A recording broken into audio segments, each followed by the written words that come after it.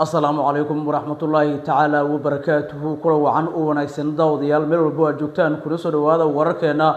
qaybtan waa qaybta labaad waxaan idinku soo gudbin doonaa wararkii iyo macluumaadkii ugu dambeeyay Somaliland oo maxaabiistii SSC qaatumo sii deynayso shuruud la'aan iyo gudoomiyaha golaha gurtida Somaliland oo si la yaab leh kaga hadlay maxaabiista Somaliland kaga xiran magaalada Laascaanood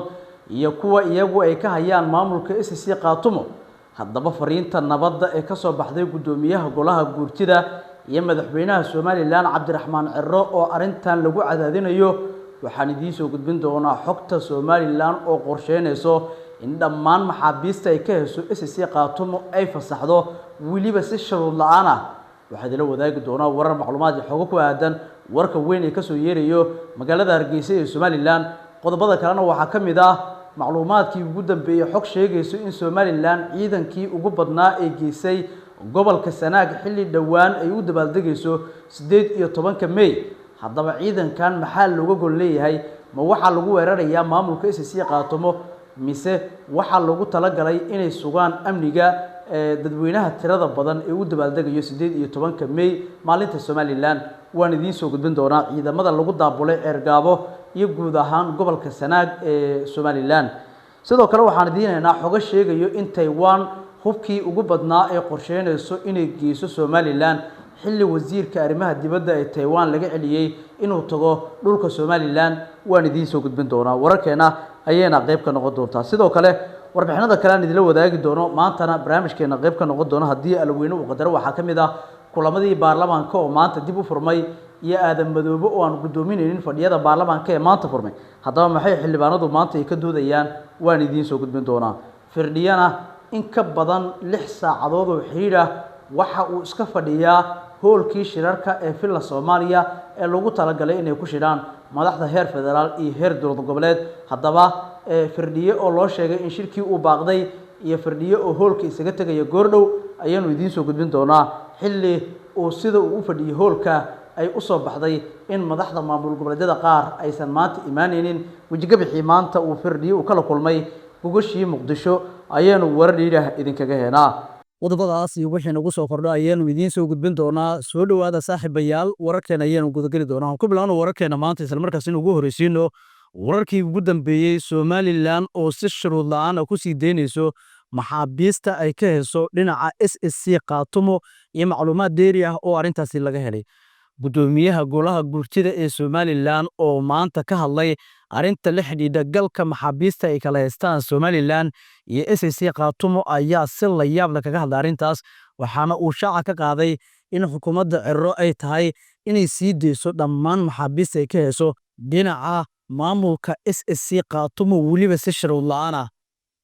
gudoomiyaha golaha gurtida Somaliland waxa uu soo jeediyay madaxweyne Cirro in maxaabiista SSC qaatumo laga hayo in la iska fasaxo xitaa aanan lagu xirin haddii ay qaatumo soo deynayso kuwa ay ka hesho Somaliland in kale waa go'aan weyn oo ka soo baxay Somaliland sidoo kale tan dhinaca kale ku wajahan maamulka SSC qaatumo haddaba waxa la eegayaa sidee bay qaatumo ay kaga jawaabaysaa qaabkeesa Somaliland u soo fasaxaysa dhammaan maxaabiista ay ka hesho SSC qaatumo dhawaan Somaliland waxa ay fasaxday maxaabiista ay ka hesho dhinaca Puntland kuwaasi oo gaaray magaalada Garowe haddana waxay ka fakaraysaa inay fasaxdo dhammaan maxaabiista ay ka hesho dhinaca maamulka SSC qaatumo iyada oo aanan waxba ku bedelanaynin sida uu shaaca ka qaaday gudoomiyaha golaha gurtida ee Somaliland haddaba marka laga soo tago hadalka gudoomiyaha golaha gurtida Somaliland waxa jira dadaalo kale oo xukuumadda madaxweyne Cirro ugu jirtay arinta ku aadan fasaxidda ciidanka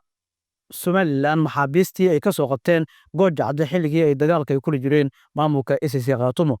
haddaba warka gudoomiyaha golaha gurtidu waxa uu dhignaa sida tan Somaliland waxa la gudboon inay fasaxdo dhammaan maxaabiista ay ka hesho Laascaanood inaguna waa inaan wax shuruud ah aanu ku xirin sii deynta maxaabiista Laascaanood oo aynu fasaxayno hadday rabto Laascaanood ha soo deyso maxaabiisteena ama yaanay soo deynin warka gudoomiyaha golaha gurtida ee Somaliland sidaas ayuu dhignaa haddaba sidee ayaad u aragtaa in Somaliland ay fasaxayso maxaabiistii SSC qaatumo ay kaga qaabatay dagaaladii gooja cadde warkaas cusub oo soo kordhay hoos loogu dhinaca kale isla wararka la xiriira dhinaca Somaliland intaana ka bixin waxa soconaya diyaar garowgii ugu dambeeyay ee ku aadan u dabaaldega munaasabadda 18 May oo guud ahaan magaalooyinka Somaliland si weyn looga dabaaldegayo. Arrinta cusub ee arrinta ku soo kordhay waxay tahay in ciidamadii ugu badnaa Somaliland ee Ceergabo ay geysay si aanan loo carqaladeynin dabaaldegga 18 May, isla markaasina SSC Khartoum iyo ciidankeeda ee agaga halkaasi ka agdhow joogo aysan carqalad ugu noqon. Ciidamadii ugu badnaa ayaa furmaha lagu dabagureynaya, gaar ahaan meelaha isku horfadhiyaan ciidanka SSC Khartoum iyo kuwa Somaliland ee sohdin beenaadka u ah dhinacyada, maadaama Somaliland ay u aragto in dhulka marka la eego SSC uu yahay dhul ka mid ah Somaliland, laakiin hadda aagga bariga Sool waxaa yaallo sohdin beenaad oo dhinacyadu ay kala leeyihiin, oo dhinac walba uu arko in uusan ahayn sohdin sax ah, waxaana kala jooga ciidamada labada dhinac. Marka Somaliland ciidanka halkaasi jooga waa ay soo xoojisay, sanaag ciidankii ugu tirada badnaa ayay keentay, waxaana ay kaga gol leedahay in uusan carqalad la kulmin dabaaldegga munaasabadda 18 May oo ay u diyaar garoobayso Somaliland. Magaalooyin badan oo markaasi Boorame ay ka mid tahay oo kacdoonka xornimadoonka mar laga arkayay ayaa ka mid ah meelaha looga dabaaldegayo munaasabadda 18 May ee Somaliland. Haddaba ciidamadaas cusub miyay abuuri karaan carqalad? Ma laga yaabaa in SSC Khartoum ay ka jawaabto iyadoona ciidan kale ay geyso, taasina ay horiso dagaal dhex mara dhinacyada? Aragtidaada hoos ayaad noogu reebi kartaa. Dhinaca kale, war kale oo weyn oo galka Somaliland oo maanta warar waaweyn ay ka soo kordhayaan ayaynu ku sii soconaynaaye, waxaa la soo warinayaa in dowladda Taiwan oo ay ka fikirayso in hub iyo saanad culus ay siiso ciidanka Somaliland ee hadda dagaalka kula jiro maamulka SSC Khartoum, waxaana tani ay tahay jawaab ay Taiwan ay ka bixinayso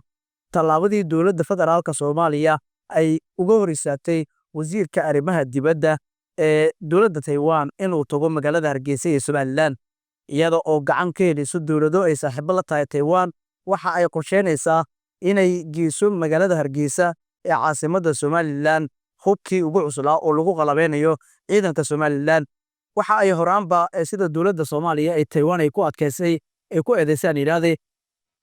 waxa horaanba dowladda Soomaaliya ee Taiwan ay ku eedeysay inay ciidamo ay u tababartay Somaliland, sidoo kale tana ay qalabaysay. Tanina waa mid ay Taiwan ay ku soo xoojinayso talaabadeeda, maadaama dowladda Soomaaliya ay arrintaas ay kaga jawaabtay sifo aysan Taiwan jeclaysan, oo ah in baasaboorkii Taiwan ay xadido oo aan lagu soo geli karin dhulka Soomaaliya oo ay Somaliland ku jirto, siday dowladda federaalka Soomaaliya shaaca ka qaaday. Marka guul kale oo weyn ayaa Soomaaliya u soo hoyatay.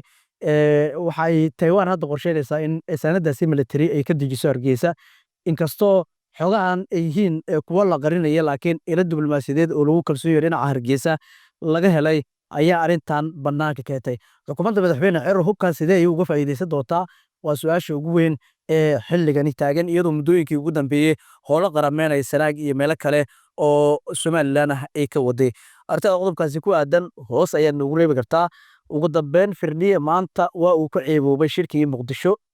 isaga oo muddo 6 saacadood ah oo xiriir ah oo haddaan idin hadlayno gordhow